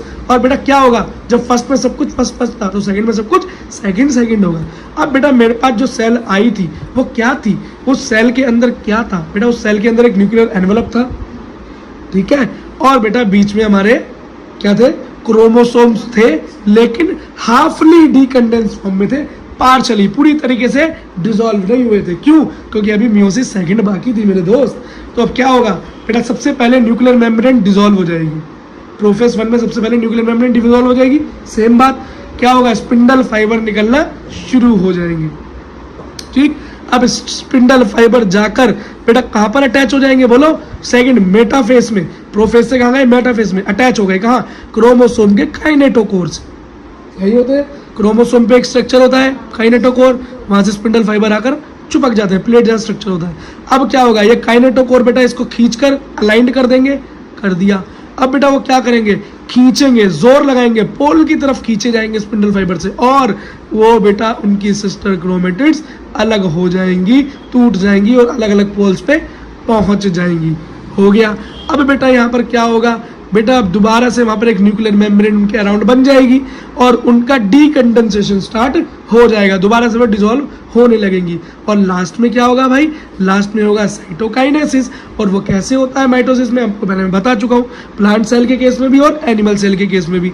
और बेटा जब वो हो जाएगा तो जब दो न्यूक्लियस बन जाएंगे तो बेटा डीकंडेंसेशन के बाद क्या होगा, साइटोकाइनेसिस, तो उसे सेकेंड बोलेंगे। और वहां पर बेटा क्या बनेगा, टेट्राड ऑफ सेल। टेट्राड मतलब 4 नई सेल एंड में, मियोसिस के एंड में हमें प्राप्त हो जाएंगी। ठीक है बेटा, देखो बेटा 4 सेल मैंने यहाँ चित्र बना दिया, देखो समझ में आ गया। 4 कैसी, हैप्लॉइड डॉटर सेल्स बोल सकते हैं इसको, बात खत्म। ठीक है बेटा, आप देखो बेटा सिग्निफिकेंस ऑफ मायोसिस है क्या, मायोसिस की जरूरत ही क्या है, ये इतना इंपॉर्टेंट है क्यों। देखो बेटा प्लांट के अंदर स्पोर फॉर्मेशन मियोसिस ही करता है, एनिमल के अंदर गैमेट फॉर्मेशन, स्पर्म्स ओवम बनाना यही कर सकता है। दूसरी बात भाई, वेरिएशन लाने के लिए हमें मियोसिस की जरूरत है, क्योंकि रिकॉम्बिनेशन तो सिर्फ मियोसिस में ही देखा मैंने, माइटोसिस में नहीं देखा। देखो बेटा नेक्स्ट, पैराडॉक्स। पैराडॉक्स का मतलब क्या है बेटा, पैराडॉक्स का मतलब होता है मियोसिस के अंदर, पैराडॉक्स का मतलब होता है कि मियोसिस कुछ भी करें, चाहे प्लॉइडी को कुछ तो क्या करती है, हाफ कर देती है प्लॉइडी को, 2 एंड का सिंगल एंड कर देती है, डिप्लॉइड को हैप्लॉइड बना देती है। लेकिन बेटा ऐसा करने से वो क्या करती है, कंजर्व करती है क्रोमोसोम नंबर्स को, बचा लेती है। आप बोलोगे बचा कैसे लेती है, घटा देती है। आप बेटा एक बार देखो, जब बेटा ये मेल है और ये फीमेल है, बेटा मेल हमारी पूरी सेल्स, हमारी जर्म सेल को छोड़ के, स्पर्म्स को छोड़ के, ओवम को छोड़ के सब हैप्लॉइड, वही सिर्फ हैप्लॉइड होते हैं, बाकी सब सेल क्या है, डिप्लॉइड। बेटा डिप्लॉइड सेल से हमारे क्या डिप्लॉइड सेल में कितने क्रोमोसोम, 46। कितने, 46। तो एक इंसान के अंदर कितने पेयर, 46 पेयर ऑफ क्रोमोसोम होते हैं। ठीक बेटा, मियोसिस होती है, सेल से गैमेट्स बनते हैं, मेल में बनता है तो स्पर्म बनते हैं, और फीमेल में होता है तो एग बनते हैं। प्लॉइडी हाफ हो जाती है मियोसिस में, फर्स्ट स्टेप मियोसिस क्या करता है, प्लॉइडी को हाफ कर देता है, तो 2n का सिंगल रह जाएगा। 2n अगर 46 है तो n कितना होगा, 23 क्रोमोसोम। बाद में बेटा जब ये फर्टिलाइज होते हैं, दोनों फर्टिलाइजेशन होता है और जाइगोट बनता है, तो 23 और 23 कितने हो जाते हैं, 46 हो जाते हैं। और एक इंसान के लिए कितने चाहिए, 46। सोचो अगर मियोसिस इन नंबर्स को हाफ नहीं करती और ये सिर्फ इनको इतना ही छोड़ देती, तो यार 40 के 40 आ जाते, 46 के 46 आ जाते, और 46 प्लस 46 कितने हो जाते, बोलो 92 हो जाते, और वो इंसान की जगह पता नहीं क्या ही बन जाता। ठीक है बेटा, और इसी के साथ आपका चैप्टर खत्म हुआ।